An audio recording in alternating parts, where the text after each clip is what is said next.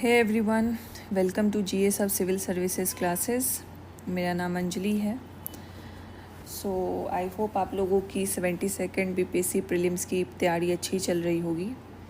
And जैसा changes हमें देखने को मिला है फ्रॉम द पेपर्स जो बीपीएससी ही ले रही थी, फॉर एग्जांपल एईडीओ का हमने जब पेपर देखा, we have seen a drastic change in the pattern of questions. तो उससे हमने एक एनालिसिस ड्रॉ किया कि हमें थोड़ा सा अपना चेंज करना होगा approach with respect to certain subject, not all subject but with respect to certain subject. तो फॉर एग्जांपल हमने बात की थी ऑब्वियसली फॉर द साइंस कि साइंस के लिए you have to change your approach, even for the geography that you have to change your approach. ठीक है, so in order to help you in that, rapid revision course एक चल रहा है, एक बैच है जीए सब का, in which we are covering every subject in a very comprehensive manner.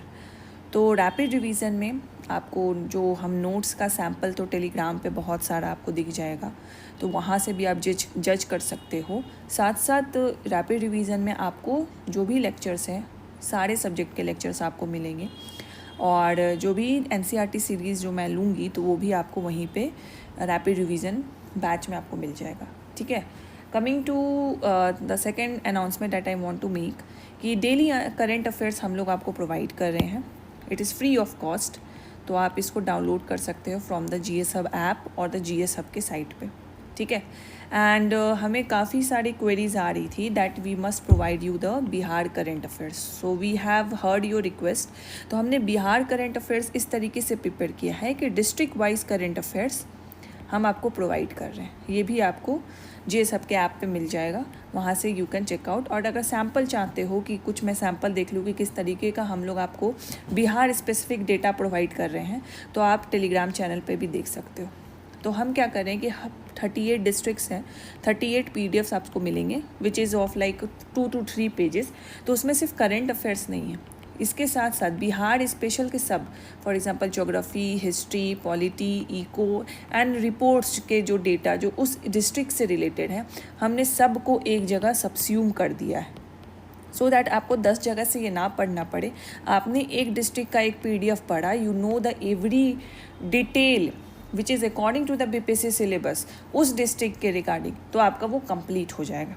ठीक है, so this is all included in the rapid revision batch. या तो आप रैपिड रिवीजन बैच में इनरोल हो जाओ, या तो you can definitely check out these PDFs which gonna help you in the 72nd BPSC prelims. और ये बहुत गेम चेंजर होगा आपके लिए, बिकॉज कंटेंट तो हमें भर भर के मिल जाता है, बट एक ऑर्गेनाइज फॉर्मेट में कम सोर्स को पढ़ना, क्योंकि मेरा हमेशा से मोटिव रहा है और I have always told you, एक सोर्स पढ़ो लेकिन मल्टीपल टाइम्स पढ़ो।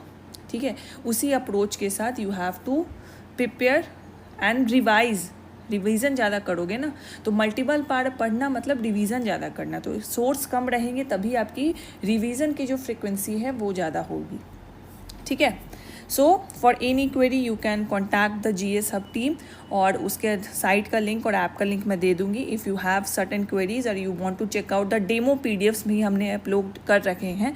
If you want to check out the quality of content that we provide, you can check it from the app as well. ठीक है, तो आज का लेक्चर हम लोग जो देखने वाले हैं, we are continuing with the geography का जो हमने सीरीज स्टार्ट किया था, we are continuing with the chapter 3rd, that is our changing earth. ठीक है, क्लास 7 चैप्टर 3rd। हमने चैप्टर 2 तक कर लिया था। In the chapter 2 we have learn about the interiors of the earth. ठीक है, सो आज हम लोग देखेंगे our changing earth. All right, तो जैसे फॉर मैंने एग्जाम्पल ज्योग्राफी एंड साइंस के लिए मैंने आपको बोला एनसीईआरटी आप फॉलो करेंगे। ठीक है, तो साइंस की भी वीडियो आपको मिल जाएगी, रैपिड रिवीजन बच्चों को तो देख ही रहे होंगे। चलिए, तो आवर चेंजिंग अर्थ, तो हमने क्या देखा था इन द सेकेंड चैप्टर कि अर्थ का इंटीरियर कैसा है। उसमें एक जो सबसे अपर मोस्ट लेयर था अर्थ का, उसको हम लोग लिथोस्फीयर बोलते हैं, उसी के बारे में इन्होंने यहाँ पे बात कर रखी है। ठीक है, and we have also learn this in the first 2 lectures कि जो बीच का कंटेंट है वो तो इम्पॉर्टेंट है, लेकिन जो साइड में नोट्स दिए रहते हैं उसमें भी कुछ कुछ इम्पॉर्टेंट है जो कि हमें ध्यान में रखना है। या जब आप पढ़ रहे हो मेरे साथ, अभी आपने भी नोटबुक खोल रखा है या अभी अपने टैब पे उसको कर रहे हो हाईलाइट, तो आप भी साथ साथ हाईलाइट करते रहोगे। ठीक है। चलो, तो हमने पढ़ा था कि द अपर मोस्ट पार्ट जो है वो लिथोस्फीयर है, बट लिथोस्फीयर तो हमेशा सरफेस नहीं है ना, क्योंकि जो अपर मोस्ट पार्ट है हमें किसी जगह पे लैंड दिखता है, किसी जगह पे ओशन दिखता है। तो ये जो लिथोस्फीयर है it is made of the number of plates which is broken. ठीक है, वो प्लेट पूरा तो नहीं है, वरना ऐसा तो हम नहीं बोलते कि पूरा जो अर्थ सरफेस है वो पूरा ही लैंड सरफेस है, लेकिन हमें तो वाटर बॉडीज़ ज़्यादा देखने को मिलते हैं। तो वो जो प्लेट्स हैं वो पहले एक थे, वो टूट टूट के बिखर गए हैं, जो कि आज हमें कॉन्टिनेंट्स के रूप में दिखते हैं। और उसी प्लेट्स को, वही टूटे हुए प्लेट्स को हम लोग टेक्टोनिक प्लेट्स बोलते हैं। तो यहाँ पे इन्होंने लिख दिया लिथोस्फेरिक प्लेट। टेक्टोनिक इसलिए बोलते हैं क्योंकि टेक्टोनिक एक्टिविटीज़ होती हैं, जो इंटरनल एक्टिविटीज़ होती हैं अर्थ के अंदर, वो एक सिस्मिक वेव रिलीज़ करती है जिस वजह से अर्थ मूव करती है, जो प्लेट्स है वो मूव करती है। तो उसी मैकेनिज़्म को टेक्टोनिज्म बोलते हैं और उससे हम लोग टेक्टोनिक प्लेट्स डराइव करते हैं। तो यहाँ पे इन्होंने बस एक बताया है कि जो लिथोस्फेयर है वो टूटा हुआ है, और वो टूटा हुआ है लिथोस्फेरिक प्लेट्स में। ठीक है, you will be surprise to know that these plate move around very slowly. मैंने क्या बोला कि ये लोग स्लोली मूव करते हैं, just a few millimetre each year. This is because of the movement of the molten magma inside the अर्थ। नीचे जो मैग्मा है वो तो लिक्विड फॉर्म में है, तो वो तो मूव करती है, वो तो अर्थ का रोटेशन और इवोल्यूशन होता है, वो मूव करती है, जिस वजह से वेव्स जनरेट होते हैं और उस वजह से ये प्लेट्स मूव करती हैं, और ये इसी को इन्होंने बताया है। ठीक है, because the molten magma inside the earth move in a circular manner as shown in the activity. ये एक्टिविटी में ही इन्होंने शो किया है। तो सर्कुलर मैनर कैसे हो रहा है, रोटेशन भी हो रहा है, रिवॉल्यूशन भी हो रहा है। ठीक है, अब ये जो प्लेट्स की मूवमेंट होती है, तो ये प्लेट्स की मूवमेंट किसी ना किसी फोर्स की वजह से हो रही होगी, और फोर्स की वजह से भी हो रही होगी, और ये फोर्स क्रिएट भी करेगी। ठीक है, आप किसी चीज़ पे खड़े हो या किसी चीज़ को मूव करते हो तो आप उस पर फोर्स देते हो ना, तब तो वो मूव करती है। एंड आप फोर्स दे रहे हो तो मूव कर रही है, एंड एज वेल एज जैसे वो मूव कर रही है तो जिस सरफेस पे वो चल रही है वहाँ पे भी वो फोर्स जनरेट कर रही है। आप फोर्स दे रहे हो अपना, आप वर्क कर रहे हो, एंड जिस सरफेस से वो रगड़ के जा रही है वहाँ पे वो फ्रिक्शन फोर्स जनरेट करती है। उसी के बारे में ये बात कर रहा है। तो जो फोर्सेज जो अर्थ के इंटीरियर में जनरेट होती है उसको एंडोजेनिक फोर्सेस बोलते हैं, एंड जो फोर्सेज जो सरफेस पे अर्थ के सरफेस पे जो वर्क कर रही है उसको एक्सोजेनिक बोलते हैं। इंडो मतलब अंदर, एक्सो मतलब बाहर।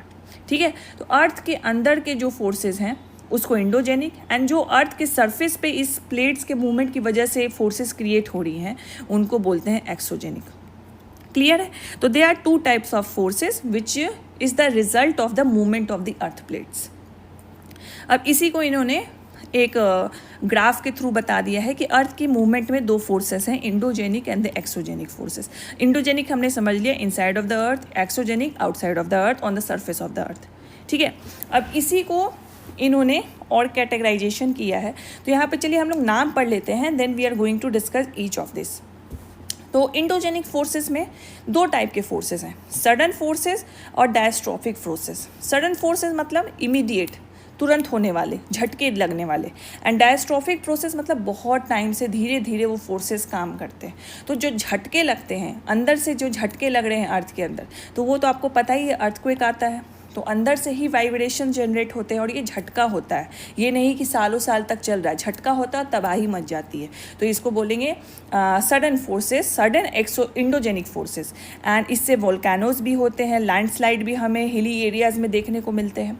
और वहीं आएंगे डायस्ट्रोपिक फोर्सेस, मतलब बहुत स्लो प्रोसेस है और जिससे वो फोर्सेस क्रिएट होते हैं। फॉर एग्जाम्पल बिल्डिंग माउंटेन्स, मैंने आपको थोड़ा सा इंसाइट दिया था चैप्टर 2 में कि माउंटेन्स कैसे बनते हैं, फोल्डिंग कैसे होती है, सबडक्शन होता है, कन्वर्जेंट बाउंड्री होती है। तो वो जो कन्वर्जेंट बाउंड्री हो रही है या डाइवर्जेंट बाउंड्री हो रही है वो क्या फोर्सेस क्रिएट करती है, डायस्ट्रोपिक फोर्सेस, और उससे माउंटेन बनते हैं। ऐसा तो नहीं है आज आप सोए हो और कल उठोगे तो आपको आपके घर के बगल में माउंटेन भी दिख जाएगा, नहीं, ये बहुत धीरे धीरे धीरे फॉर्म होता है। हिमालयस बहुत धीरे धीरे फॉर्म हुआ है, अरावली है सबसे one of the oldest mountain है, वो भी बहुत धीरे धीरे फॉर्म हुई है।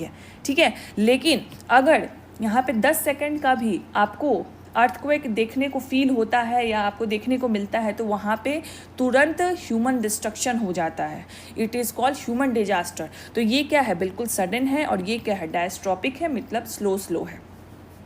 Coming to the exogenic forces, तो ये भी दो टाइप के हैं, erosional and the depositional. Erosional मतलब वहाँ से उखाड़ देना, डिपोजिशनल मतलब वहाँ पे डाल देना, डिपॉजिट कर देना, ठीक है। लेकिन इसको इन्होंने दो ही में क्लब कर दिया है। तो according to the different landforms जो अर्थ पे बनते हैं, तो इसके भी डिफरेंट फोर्सेस हैं। रिवर्स अपना काम करती है, विंड्स अपना काम करती है, सी वेव्स जो ओशियन एंड सी में हमें दिखते हैं वो अपना काम करते हैं, and the glaciers. So these are all the forces that led to the creation of the different landform on the earth surface, ठीक है। अब ये forces from interior of the earth हो या ऊपर जो एक्सटीरियर है उस पे ये फोर्सेस एक्ट कर रहे हों, तो ऐसा तो नहीं है कि फोर्सेस अगर एक्ट करेंगे तो वहाँ कुछ चेंज नहीं होगा, ऑब्वियसली होगा। आप मान लो कि आपके हाथ में क्ले है और आप अपने हाथ से उस पर फोर्स लगा रहे हो, तो ऑब्वियसली उसका शेप बदलेगा, ठीक है। ऑब्वियसली वो डिस्ट्रक्ट होगा या कुछ उससे बनेगा। तो उसी तरीके से ये फोर्सेस जब एक्ट करती हैं इंटीरियर में या सरफेस पे, तो सरफेस या इंटीरियर में कुछ चेंजेस हमें देखने को मिलते हैं, एंड उसी चेंजेस को हम लोग अर्थ पे लैंडफॉर्म्स के रूप में पढ़ते हैं, ठीक है। तो यहाँ पे लिथोस्फेरिक प्लेट का डिफिनेशन दिया हुआ है। तो अर्थ क्रस्ट जो है वो सेवरल लार्ज और small rigid irregularly shape plate से बना हुआ है, जो कि continents as well as ocean floor दोनों को कैरी करती है। हमने पढ़ा था कि सियाल और सीमा पढ़ा था ना, याद है ना, कि लिथोस्फेरिक प्लेट दो टाइप का होता है, एक सियाल होता है, एक सीमा होता है, ठीक है। उसी के बारे में इन्होंने बात करा। तो लिथोस्फेरिक प्लेट क्या होता है? It is the lithosphere which is broken into pieces, that is known as the lithospheric plate. It can be of two type, oceanic and as well as the continental. चलो next आते हैं endogenic forces. It produce sudden movement, eight other times it produce slow movement, ठीक है। Sudden movement में हमने देखा कि earthquake and volcanoes ये जनरेट करती है which cause mass destruction over the surface of the अर्थ। लेकिन वही अगर हम लोग डायस्ट्रोपिक फोर्सेस देखते हैं, ये धीरे धीरे काम करती है, माउंटेन्स बनता है, रिजेस बनती हैं, ठीक है, प्लेट्यूज़ बनते हैं। तो इससे ये सारे डिफरेंट लैंडफॉर्म्स बनते हैं जो कि धीरे धीरे काम करती है और मास डिस्ट्रक्शन हमें सडन देखने को नहीं मिलता, ठीक है। चलो अब नेक्स्ट इसी में इंडोजेनिक फोर्सेस में नेक्स्ट हमने देखा कि वोल्केनो भी क्रिएट करती है। तो वोल्केनो हमने लास्ट टाइम जब बताया था मैंने आपको कि जब फोल्डिंग होता है, सबडक्शन होता है, तो मैग्मास जो हैं वो लाइक इरप्ट होती हैं, या मोल्टेन मैग्मास जो अर्थ के सर्कुलर फैशन में जो मूव कर रही है सर्कुलर मैनर में, तो उस वजह से मोल्टेन मैग्मास हिल रही हैं, जिस वजह से अंदर की जो टेम्परेचर है, प्रेशर, उसमें चेंजेस हो जाते हैं, एंड वही फिर इरप्ट हो जाती है। प्रेशर इतना हाई हो जाता है कि वो रप्चर करते हुए लिथोस्फीयर से इरप्ट होकर सरफेस पे आ जाती है, उसी को वोल्केनो बोलते हैं, ठीक है। तो वोल्केनो को ये ओपनिंग है ना, इस वेंट को वोल्केनो बोलते हैं, ना कि इस पूरे जो लाइक ये जो स्ट्रक्चर, इसको वोल्केनो नहीं बोलते। तो वोल्केनो इज़ द प्रोसेस कि इस वेंट के थ्रू मैग्मा कैसे फ्लो होता है।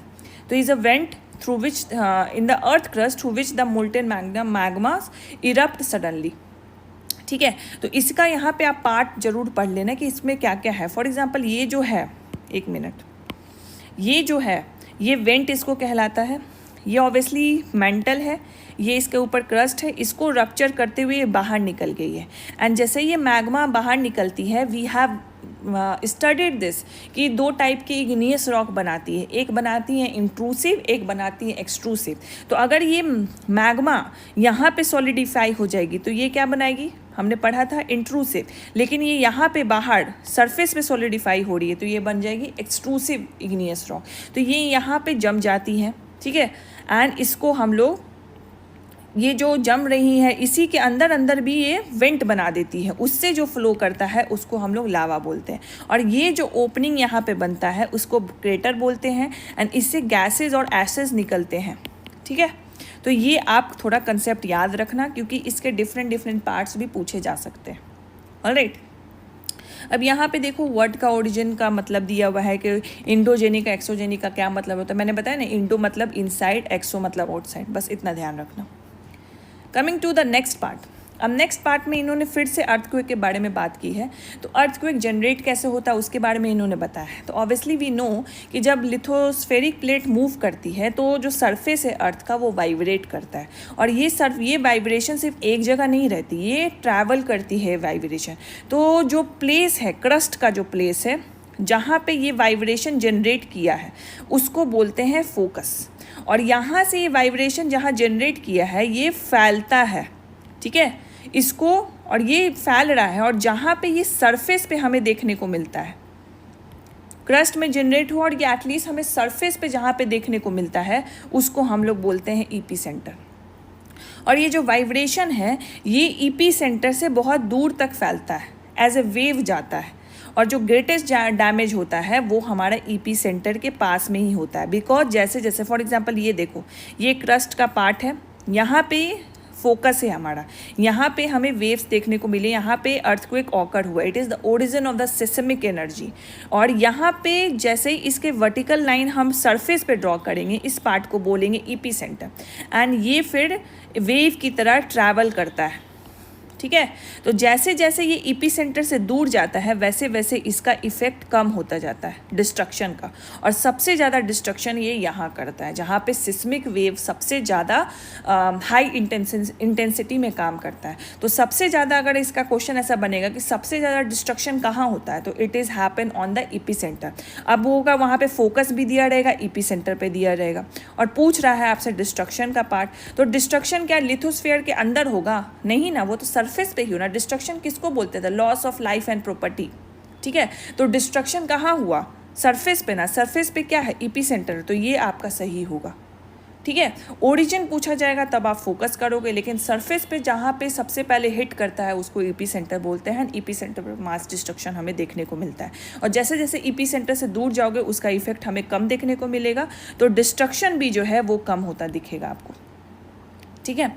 अब यही जो सिस्मिक एनर्जी है, सिस्मिक एनर्जी जो भी इंटरनल एनर्जी अर्थ के अंदर जो डेवलप हो रही है बिकॉज ऑफ द मोल्टेन मैग्मास, उसके रिएक्शन और चेंज इन द प्रेशर और टेम्परेचर के बीच, उससे जो एनर्जी निकलती है उसको सिस्मिक एनर्जी बोलते हैं। अब यही सिस्मिक एनर्जी वेव्स को क्रिएट करती है, और ये वेव्स 3 टाइप के हैं।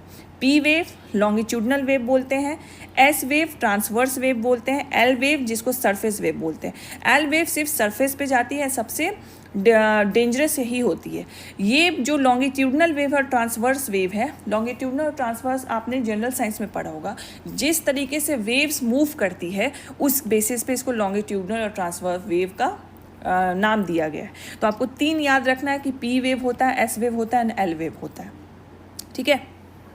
चलो, यहाँ पे गुजरात में जो भुज में 2001 में जो अर्थक्वेक आया था उसका थोड़ा सा केस स्टडी दिया हुआ है, और यहाँ पे दिया हुआ है कि अर्थक्वेक को सबसे पहले कौन प्रेडिक्ट करता है। तो अर्थक्वेक को सबसे पहले जो एनिमल्स हैं वो प्रेडिक्ट करते हैं जो फीस पॉन्ड में हैं, क्योंकि वो सबसे ओशनिक कॉन्टिनेंट लिथोस्फीयर, और जो कॉन्टिनेंटल लिथोस्फीयर है उसका हमने डेप्थ पढ़ा था, ठीक है। एक 35 किलोमीटर विड्थ होता है और एक का जो विड्थ होता है वो 5 to 10 किलोमीटर होता है। तो ऑब्वियसली जो ओशनिक लिथोस्फीयर है वो क्लोज है विथ रिस्पेक्ट टू मेंटल और कोर से, तो वहाँ पे ऑब्वियसली जो एनिमल्स रहेंगे उनमें वाइब्रेशन जल्दी पहुंचेगा विथ रिस्पेक्ट टू जो ह्यूमंस सरफेस पे रह रहे हैं, कॉन्टिनेंटल लिथोस्फीयर के सरफेस पे रह रहे हैं। तो जिस वजह से जो पॉन्ड्स है फिश में वो एजिटेट हो जाती हैं। स्नेक्स जो लाइक मिट्टी में दबे हुए हैं, अंदर घुसे हुए हैं, वो एजिटेट हो जाते हैं, उनमें वाइब्रेशन उनको जल्दी फील होते हैं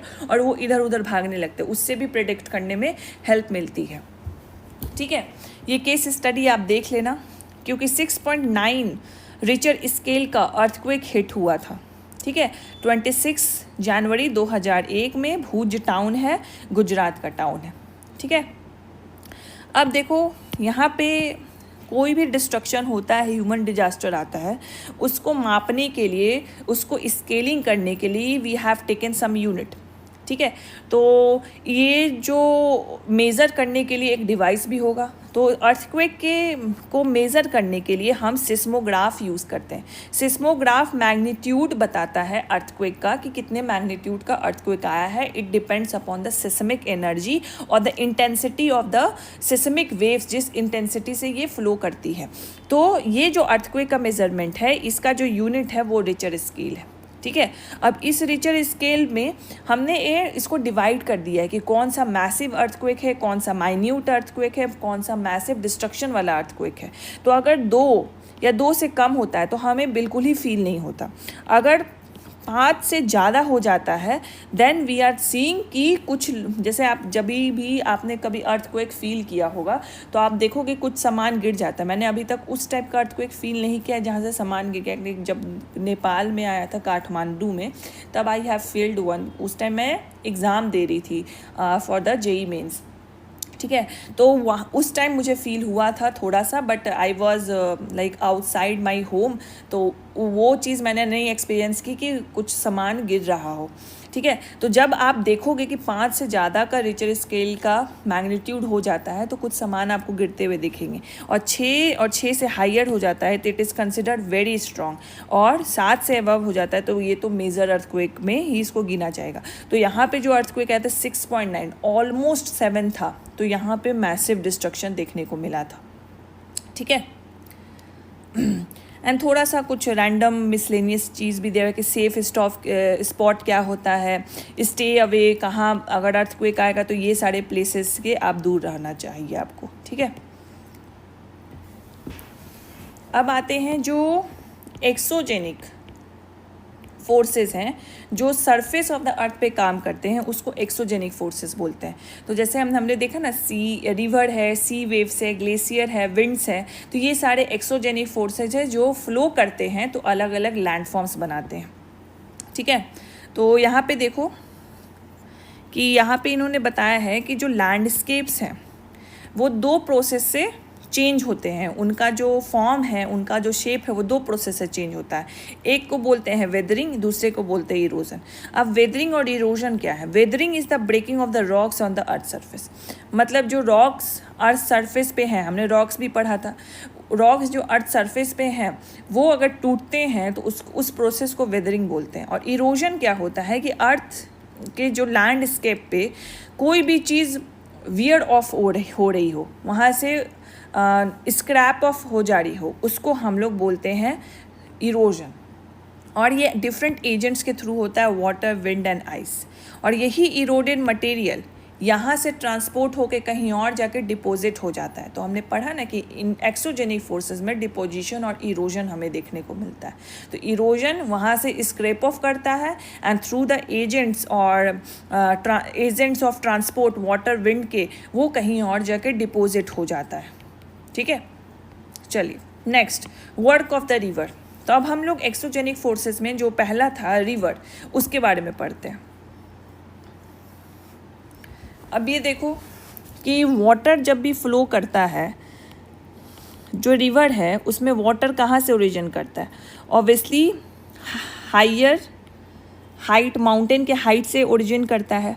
एंड जब वहाँ से ओरिजिन करता है एंड टुवर्ड्स द प्लेन आता है, तो वो जब हाइट पे है और हाइट से कोई चीज़ नीचे गिरती है तो बहुत प्रेशर के साथ गिरती है, तो वो प्रेशर में वो बहुत चीज़ इरोड भी कर देता है। एंड साथ साथ वो एक एजेंट है ट्रांसपोर्टेशन का, वो इरोडेड मटेरियल को लेके आगे भी बढ़ता है। वही चीज़ यहाँ पे लिखी गई है।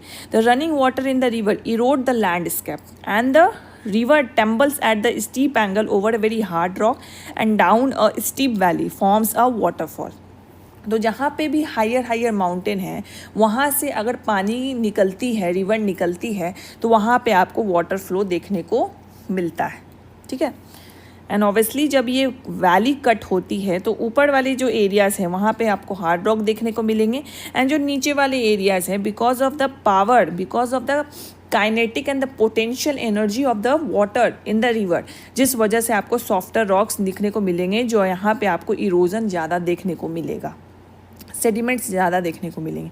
एंड वाटरफॉल के बारे में ही आपको कुछ एक्स्ट्रा इन्फॉर्मेशन यहाँ है कि यहाँ दुनिया में बहुत सारे छोटे छोटे वाटरफॉल है, लेकिन सबसे ऊंचा जो हाईएस्ट वाटरफॉल है वो एंजल्स फॉल है वेनेजुएला में, कहाँ, साउथ अमेरिका में। और भी अलग अलग वाटरफॉल है, निगारा वाटरफॉल्स है जो कि कनाडा और यूएसए के बॉर्डर में पड़ता है, ठीक है, नॉर्थ अमेरिका में है।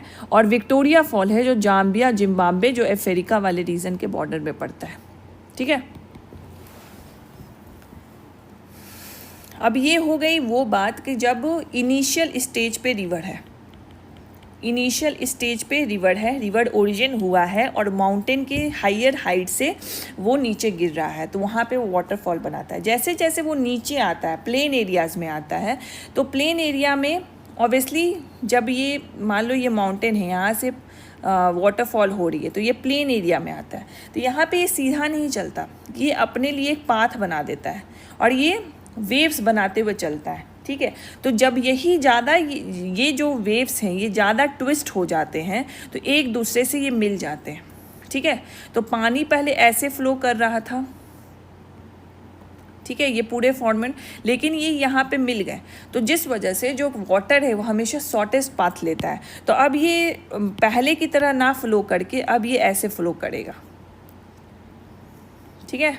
और यहाँ वाला जो पॉन्ड है इस पे वाटर सप्लाई जाना बंद हो जाएगा, यहाँ पे ये सेपरेट हो जाएगा। तो इस वाले जो पॉन्ड को, इस वाले जो वाटर बॉडी को क्या बोलेंगे, मिएंडर्स। लार्जर बेंड की वजह से, ट्विस्टिंग की वजह से कुछ एक स्मॉल पार्ट सेपरेट हो जाते हैं from the course of the river, उसको हम लोग मिएंडर्स बोलते हैं। तो कंटिन्यूअस इरोजन डिपोजिशन होता है along the side of the meanders, और जो meanders रूप्स हैं वो बगल बगल आ जाते हैं, ठीक है।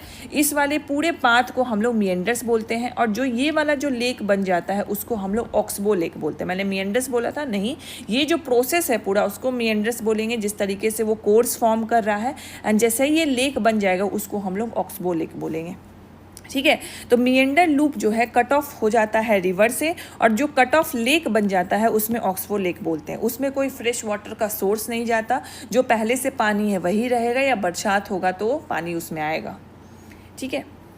और जब फ्लड होता है तो यही डिपॉजिट लेयर, मान लीजिए कभी फ्लड आया, या फॉर एग्जांपल जब हम लोग पढ़ते हैं कि बिहार में एलुवियल फर्टाइल प्लेन्स है, तो जब ये रिवर यहाँ से जब गिर रही है तो ये अपने साथ डिपॉजिट लेके गिरती है, रॉक्स को इरोड करते हुए गिरती है, और जब ये रॉक्स इरोड हो जाती है तो ये रिवर, जैसे हमने पढ़ा एजेंट ऑफ ट्रांसपोर्ट में वाटर है, तो ये वाटर इसको ट्रांसपोर्ट करती है, और with in like along the course of its movement ये जो रॉक्स है छोटे छोटे टुकड़ों में टूट जाती है, और ये अपने अंदर फॉसिल्स, जो प्लांट्स हैं, जो एनिमल्स हैं, उन सब को लेते हुए, मैन्योर्स को लेते हुए कैरी ऑन करती है। और जहाँ पे इसकी रिवर की जो स्पीड है वो कम हो जाती है, वहाँ पे ये जो सेडिमेंट्स है वो डिपॉजिट करते जाती है, और ये सेडिमेंट्स जब डिपॉजिट हो जाते हैं तो इसी डिपॉजिशन को प्लेन एरिया पे हम लोग फर्टाइल प्लेन्स बोलते हैं और फ्लड प्लेन्स बोलते हैं, ठीक है, फ्लड प्लेन्स बोलते हैं। तो मान लो कि ये जो रिवर है ये बह रही है, और यहाँ पे ये सेडिमेंट्स डिपॉजिट करते जा रही है, तो यहाँ पे फ्लड प्लेन्स है, यहाँ पे रिवर के जो वाटर का वॉल्यूम है बहुत कम हो चुका है, एंड एज वेल एज इसके बैंक पे ये थोड़ा बहुत डिपोजिशन कर देती है, इसको हम लोग लेवीज बोलते हैं, ठीक है।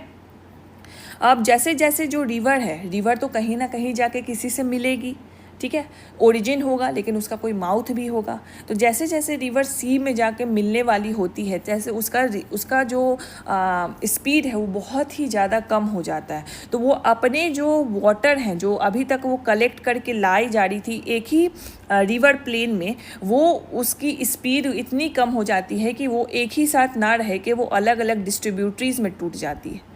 तो डिस्ट्रीब्यूटरी मतलब एक रिवर अलग अलग छोटे छोटे रिवर्स में टूट गई, एंड इसी रिवर को अगर मिलाना हो तो ट्रिब्यूटरीज अलग अलग रिवर एक साथ मिलकर जुड़ गई, तो उसको बोलेंगे ट्रिब्यूटरीज। एंड ये रिवर जब अलग अलग रिवर्स में टूट जाती है तो उसको बोलेंगे डिस्ट्रीब्यूटरीज। तो अलग अलग स्ट्रीम में बट जाती है, उसको हम लोग बोलते हैं डिस्ट्रीब्यूटरीज, एंड यही डिस्ट्रीब्यूटरीज एक प्लेन बनाती है, उसको हम लोग बोलते हैं डेल्टा। तो ये इतनी स्लो हो जाती है कि ये अपने लोड्स को यहाँ पे छोड़ते जाती है। तो ये जो भी लोड्स आपको दिख रहे हैं ये सेडिमेंट्स है, और ये इसी से थ्रू डिस्ट्रीब्यूटरीज जा रही है। तो इसी सभी सारे सेडिमेंट के कलेक्शन को हम लोग डेल्टास बोलते हैं। ठीक है, तो रिवर क्या क्या फॉर्म करती है? सबसे पहले जब माउंटेन से निकलती है तो क्या बनाती है? वाटरफॉल। एंड जैसे जैसे वो नीचे आती है तो उसका मिएंडर का प्रोसेस हमें देखने को मिलता है, जो कोर्स होता है उसी मिएंडरिंग में वो ऑक्सबो लेक बनाती है। एंड जैसे जैसे वो प्लेन एरिया में आती है तो फ्लड प्लेन्स बनाती है, अपने बैंक पे डिपोजिशन करके एक थोड़ा सा अपर लेयर बना देती है, एक रेज्ड बैंक बना देती है जिसको लेवीज बोलते हैं। एंड जैसे रिवर का ओरिजिन है तो माउथ भी है, तो जैसे जैसे वो सी में मिलने जाती है तो उसका स्पीड बहुत ही कम हो जाता है, तो वो डिस्ट्रीब्यूटरीज बना देती है। और स्पीड इतना कम हो जाने के कारण जो भी सेडिमेंट्स वो लाती है वो वहीं पे उसको डिपॉजिट करते जाती है। तो उन्हीं कलेक्शन ऑफ सेडिमेंट्स को जो डिस्ट्रीब्यूटरीज के द्वारा बनाया गया है उसको हम लोग डेल्टा बोलते हैं। I hope this is clear. Okay, coming to the next part, the work of the sea waves. अब सी वेव्स जो है, यू नो टाइडल वेव्स, ठीक है, and you know about the Coriolis force. नहीं भी पढ़ा होगा तो आगे हम लोग पढ़ेंगे। तो ये ध्यान में रखो कि कोई भी चीज़ का मूवमेंट हो रहा है, there certain force that is acting behind it. तो जो वाटर्स का जो मूवमेंट हो रहा है, that the different kind of forces, Coriolis forces है, ठीक है, जो रोटेशन ऑफ द अर्थ की वजह से होता है। Also because of the temperature और प्रेशर का डिफरेंस की वजह से भी मूवमेंट होता है, फोर्सेस क्रिएट होती हैं जिस वजह से मूवमेंट होता है। तो सी वेव्स में भी हमें देखने को मूवमेंट बोलते हैं। तो वेव्स किसको बोलते हैं? जो वाटर फ्लो कर रही है under the influence of certain forces, वो एक वेव बनाती है, उसी को हम लोग वेव ही बोलते हैं। तो सी वेव्स भी एक फोर्स क्रिएट करती है, और उस फोर्स की वजह से, एक्सोजेनिक फोर्स की वजह से, हमें सी में जो वाटर बॉडीज़ है उसमें भी अलग अलग काइंड ऑफ लैंडफॉर्म्स देखने को मिलते हैं। ठीक है, तो यहाँ पे देखो, फॉर एग्जांपल हमें ओशनिक लिथोस्फेयर, वो भी तो एक रॉक ही है, एंड उसी रॉक्स पे सी वेव बार बार जाके टकराए जा रही है। ठीक है, मान लो ये बड़ा सा रॉक आपको सी पर है, आपको देखने को मिल रहा है सी पर, इस पे बार बार सी वेव टकराए जा रही है। तो यहाँ का जो पोर्शन है वो टूट गया है, ठीक है, हॉलो हो गया है, थोड़ा खाली हो गया है, तो उसको हम लोग सी केव बोल देंगे। अब यही मान लो कि सी केव पे और भी सी वेव बार बार टकराए जा रही है, इतना टकरा रही है कि ये जो मान लो ये इतना चौड़ा पार्ट है, पहले इसने इतना रप्चर किया तो इसको हमने सी केव बोल दिया। अब ये बार बार इस पर टकराए जा रही है तो इसको पूरा रप्चर करते जा रही है, तो ये पूरा हॉलो हो जाएगा। जहाँ यहाँ पे आप खड़े हो तो दूसरे तरफ का भी आपको सी दिखेगा, तब उसको हम लोग सी आर्क बोलेंगे। ठीक है, तब जाके हम लोग उसको सी आर्क बोलेंगे। एंड फर्दर मान लो कि ये इरोजन और कंटिन्यू होते जाता है, ठीक है, ये इरोजन और कंटिन्यू होते जाता है, तो इसका जो ऊपर वाला पार्ट है वो भी ये रप्चर करते जा रही है। तो ओवरऑल मेरे पास सिर्फ एक ये स्टैक बच जाएगा, एक वर्टिकल स्टैक बच जाएगा, तो इसको हम लोग वर्टिकल स्टैक बोलते हैं। ठीक है, अब मान लो ये और इसका इरोजन कंटिन्यू है तो ये ऑलमोस्ट एक वर्टिकल की तरह खड़ा हो जाएगा, एक रॉक की तरह खड़ा हो जाएगा, तो उसको फिर हम लोग क्या बोलेंगे? सी क्लिफ बोलेंगे। ठीक है, और ये जो सी वेव्स है, जो भी छोटे मोटे सेडिमेंट्स होते हैं उसको अपने बैंक्स पे लाके डिपॉजिट कर देती है, जिससे बीचेस बनते हैं। समझ में आ गया? तो एक ही प्रोसेस है, इरोजन का एक ही प्रोसेस है। फॉर एग्जांपल लिथोस्फेयर, जो मैं समझाना चाह रही थी आपको, लिथोस्फेयर ओशनिक लिथोस्फेयर है, ठीक है, उस पे मान लो कोई रॉक्स है जो हमें सी के ऊपर, वाटर बॉडी के ऊपर देखने को मिलते हैं। तो सबसे पहले जब इरोजन करेगी तो अगर हॉलो टाइप का कुछ बना देती है तो उसको सी केव बोलते हैं। और ये इरोजन अगर कंटिन्यू रहता है तो आप एक साइड से दूसरे साइड के सी को देख पा रहे हो तो उसको हम सी आर्क बोल देंगे। और भी इरोजन कंटिन्यू रहेगा तो इसके पूरे बॉडी को ये इरोड कर देगी, सेडिमेंट्स में कन्वर्ट कर देगी, और सिर्फ आपको एक स्टैक देखने को मिलेगा, एक रॉक बस खड़ा हुआ देखने को मिलेगा, उसको स्टैक बोलेंगे। और जब और भी इरोजन कंटिन्यू रहेगा, सिर्फ एक वर्टिकल लेयर खड़ा आपको देखने को मिलेगा, उसको हम लोग सी क्लिफ बोलेंगे।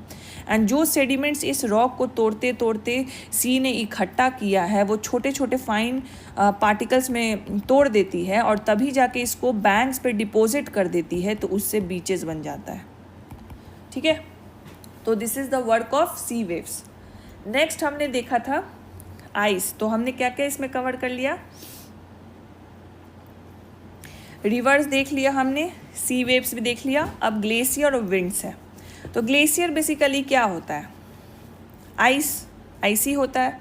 तो glacier is basically the river of ice, ice का रिवर ही ग्लेशियर होता है। तो ये भी एक एक्सोजेनिक फोर्स है जो कि ग्लेशियर वाले रीजन में आपको डिफरेंट लैंडफॉर्म देखने को मिलेगा। ठीक है, तो ग्लेशियर जो है, आइस जो है, इट इज़ वेरी स्ट्रॉन्ग। तो जब एक बिग चंक ऑफ आइस, एक जो लैंडफॉर्म्स है उससे स्लाइड कर रहा है, तो ये रॉक्स को तोड़ देता है। ठीक है, रॉक्स में गड्ढे बना देता है।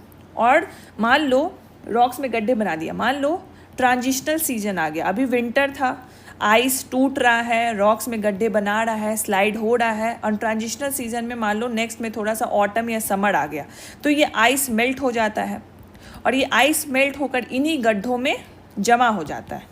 तो it filled with the water become a beautiful lake in the mountain. तो आपको ग्लेशियर वाले रीजन में गर्मी के दिनों में आपको गड्ढे में पानी भरा भरा दिखेगा, हर जगह पानी नहीं रहेगा, गड्ढे में पानी भरा भरा दिखेगा, और इसी को हम लोग ग्लेशियर मोरेन्स बोलते हैं। ठीक है, आपको और भी बहुत सारे लैंडफॉर्म देखने को मिलेंगे जो कि हम लोग क्लास 11th में पढ़ेंगे।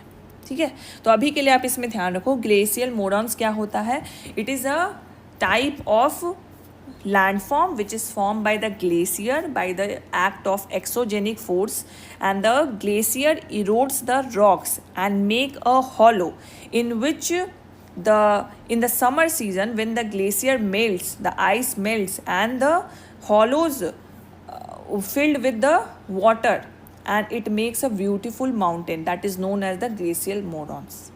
ठीक है, moraines. Now coming to the last exogenic forces, that is wind. ठीक है, तो विंड भी क्या है, एक एजेंट है, इरोजिव एजेंट है, एज वेल एक ट्रांसपोर्टेशन एजेंट भी है। तो जो एक्टिव एजेंट है इरोजन और डिपोजिशन का डेजर्ट में, वो है विंड। विंड से मशरूम रॉक्स बनते हैं। फॉर एग्जांपल डिजर्टिक रीजन में आपको रॉक्स देखने को मिलेगा। तो जो विंड है वहाँ पे सैंड्स है, तो सैंड्स जो हैं वो भारी होते हैं, तो विंड में इतनी पावर नहीं है कि उसको बहुत अपर, मान लो ये रॉक है तो यहाँ पे विंड इतनी ही दूर पे उड़ रही है। ठीक है, और ये अपने साथ सैंड भी लेके चल रही है, तो यहाँ पे जो विंड आ रही है यहाँ पे सैंड नहीं है, लेकिन जो लोअर एरियाज़ में है विंड बह रही है उसमें सैंड कैरी हुए हैं। तो जैसे ये सैंड इस लोअर एरिया में टकराते जाती है, यहाँ के रॉक को ये तोड़ते जाती है, तो ये रॉक कन्वर्ट होके कुछ ऐसा बन जाता है। ठीक है, और ये किस तरीके का दिखता है, मशरूम की तरह का दिखता है, इसीलिए इसको मशरूम रॉक बोलते हैं। क्योंकि जो विंड है डेजर्ट रीजन में वो लोअर सेक्शन को इरोड करती है more than the upper part, जिस वजह से ये मशरूम का शेप ले लेता है, उसको हम लोग मशरूम रॉक बोलते हैं। ठीक है, अब यही विंड मान लो अभी ब्लो कर रही है, तो ये विंड ब्लो कर रही है, तो यहाँ पे सैंड को लेके यहाँ पे डिपोजिट कर दी, तो यहाँ पहले से सैंड है तो यहाँ पे सैंड जमा हो जाएगा। फिर ये विंड डिपोजिट कर रही है यहाँ पे, तो यहाँ से उठा रही है, यहाँ पे डिपोजिट कर रही है, तो एक बहुत ही सुंदर सा लैंडफॉर्म क्रिएट होता है जिसको हम लोग सैंड ड्यून्स बोलते हैं। ठीक है, और यही सैंड ड्यून्स, अगर जो सैंड्स हैं वो बहुत ही छोटे और लाइट हैं, तो ये जो विंड्स हैं इसको बहुत दूर डिस्टेंस तक ट्रैवल कर पाती है, बिकॉज हेवी नहीं होते हैं, तो ये लॉन्ग डिस्टेंस तक ट्रैवल कर पाती है, और तो ये फिर लार्ज एरिया तक इसका हमें प्रभाव देखने को मिलता है ऐसे लैंडफॉर्म्स का, उसको हम लोएस बोलते हैं। और ऐसे जो लैंडफॉर्म्स हैं, large deposit of loess is found in China में हमें ऐसे लैंडफॉर्म्स देखने को मिलते हैं। और भी बहुत सारे लैंडफॉर्म्स हैं जो कि हम लोग आगे पढ़ेंगे।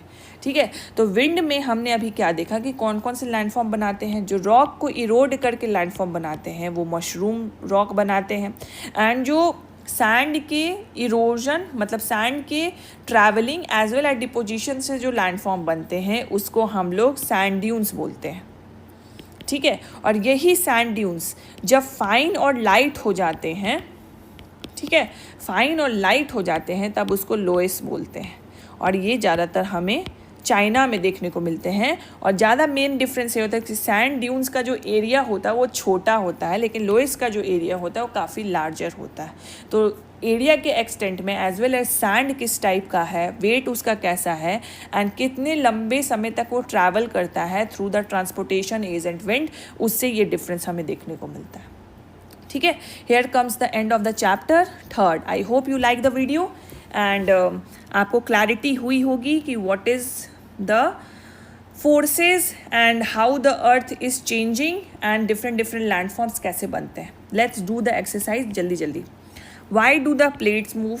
We have heard about it. The seismic energy that is generated within the interior of the earth led to the plate movement. Exogenic और एंडोजेनिक फोर्सेस क्या होता है? The forces which generate inside the earth are known as endogenic forces and the forces which generates and the proceed also on the surface of the earth, that is known as exogenic. What is erosion? We have already heard it about and learned about it. Flood plains कैसे form होते हैं? अभी हमने देखा कि जब mountain के height से नीचे गिरते हैं तो जब प्लेन वाले रीजन्स में आते हैं तो वो अपने सेडिमेंट्स को डिपॉजिट करते जाते हैं जिससे फ्लड प्लेन्स बनते हैं. सैंड ड्यून्स क्या होता है? Sand dunes is a land form that is form by the eroding and transportation action of the wind. ठीक है, so it happens in the desert regions.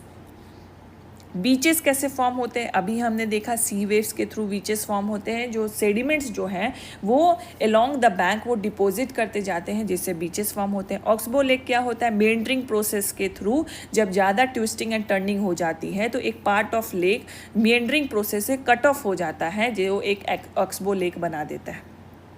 Coming to which is not a erosional feature of the sea wave. Erosional feature नहीं. देखिए हमने Cliff पढ़ा, सी केव पढ़ा. बीच क्या है? Erosional नहीं है, डिपोजिशनल फीचर है. दो फीचर पढ़ा ना, इरोजनल और डिपोजिशन. तो बीच क्या है? डिपोजिशनल फीचर है. Depositional feature of a glacier. Glacier में डिपोजिशनल फीचर क्या है? फ्लड प्लेन बीच तो नहीं है, ये तो दूसरे का ही है. ये तो वाटर का है, रिवर का है. बीच सी वेव्स का है. मोरेन है बिकॉज कार्व आउट कर दे रहा है लेकिन उसमें फिर पानी ग्लेशियर का ही तो पानी भर रहा है, तो वो मोरेन है. सडन मूवमेंट ऑफ द अर्थ. हमने दो टाइप का मूवमेंट पढ़ा, सडन और डायस्ट्रॉपिक. तो volcano, folding and the flood plain. ठीक है, फ्लड प्लेन तो एक्सोजेनिक फोर्सेस है. फोल्डिंग मैंने बोला डायस्ट्रॉपिक फोर्सेस है, जो फोल्डिंग बन बन के धीरे धीरे माउंटेन बनता है. And volcano is the sudden movement of the earth. ठीक है, तो वोल्केनो हो जाएगा. मशरूम रॉक कहाँ? अभी हमने पढ़ा विंड में, ग्लेशियर डेजर्ट में पाया जाता है. ऑक्सबो लेक कहाँ पाया जाता है? ऑब्वियसली रिवर वैली में. डेजर्ट में तो है नहीं, ग्लेशियर में भी नहीं है. Coming to the next part. अब यहाँ पे देख लो, मिला लो इसको. ग्लेशियर, ग्लेशियर में क्या पाया जाता है? देखो यहाँ पे सी सोड, mushroom rock, reverse of ice. तो ऑब्वियसली रिवर्स ऑफ आइस को ग्लेशियर बोलते हैं. सही मिल गया. मेंडर्स क्या होता है बताओ? सी सोड, mushroom rock, river of ice. Reverse, meanders क्या होता है? रिवर्स. हमें मतलब जो सबसे ज़्यादा सूटेबल ऑप्शन है उससे मैच करना है. बीचेस क्या होते हैं? Seashore, mushroom rock, river of ice. Rivers, vibration of the earth, sea cove, hard bedrock, desert. Obviously seashore. ठीक है. सैंड ड्यून्स क्या होते हैं? अब यहाँ पे सब आपने देख ही लिया है. बताओ सैंड ड्यून्स क्या है? तो डेजर्ट ही है. वाटरफॉल क्या है? देखो यहाँ पे कौन सा इसमें मैच कर रहा है? Hard bed rock, waterfall. ठीक है, हार्ड बेड रॉक देखा ना कि ये माउंटेन है, तो यहाँ से जब वाटरफॉल निकल रही है तो ऊपर वाले जो पार्ट होते हैं वो हार्ड बेड रॉक होते हैं, नीचे वाले सॉफ्ट बेड रॉक होते हैं. अर्थक्वेक क्या है? तो वाइब्रेशन ऑफ द अर्थ है. ठीक है. अब यहाँ पे फिर अगेन है some rock have a shape of the mushroom. तो ये हमने पढ़ लिया कि शेप ऑफ द मशरूम कैसे है. बिकॉज जो विंड है डिजर्ट रीजन में वो लोअर हाइट पे ज़्यादा एक्ट करती है on the rock instead of the higher height because of the heaviness of the sand. तो जिस वजह से नीचे वाला जो पार्ट है वो इरोड हो जाता है, ऊपर वाला पार्ट इरोड नहीं हो जाता, तो वो मशरूम का शेप ले लेता है. That's we have the shape of the mushroom rocks.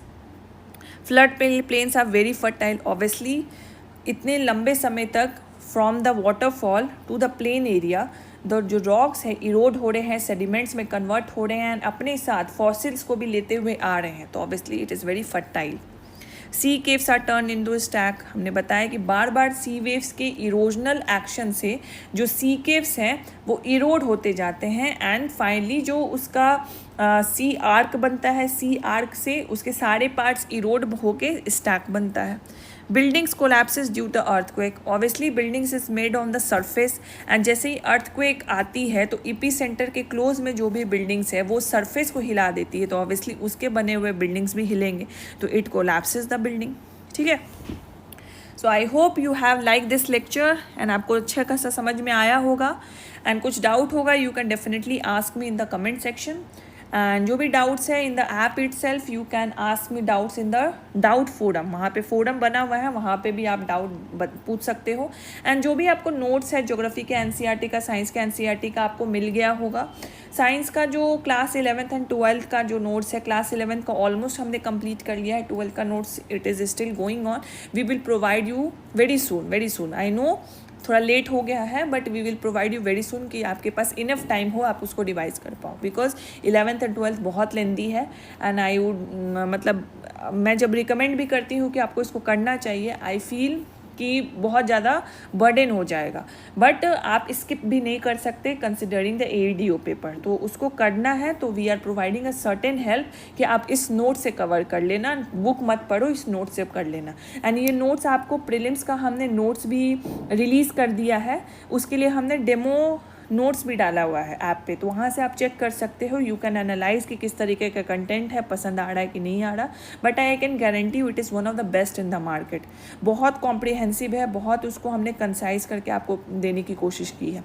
ठीक है. And for the rapid revision batch सारे लेक्चर्स आपको वहीं पे मिलेंगे with the prelims notes. And जो टेस्ट है फुल लेंथ टेस्ट हमारा प्रीलिम्स का वो 13 जून से स्टार्ट हो रहा है आपका 13 जून, जिसमें 6 टेस्ट हैं आपके, 6 फुल लेंथ टेस्ट. और 1-2 सेक्शनल टेस्ट मैं आपको टेलीग्राम पे प्रोवाइड कर दूंगी for free, so that you can जज the quality of the question. और जिस तरीके से चेंजिंग पैटर्न है बीपीएससी का, उस तरीके से हमने उसको एडजस्ट किया with the change in the E option and with the change in the pattern of the question, so that आप पहले से एक्लिमेटाइज हो जाओ कि इस तरीके का मुझे पेपर आने वाला है.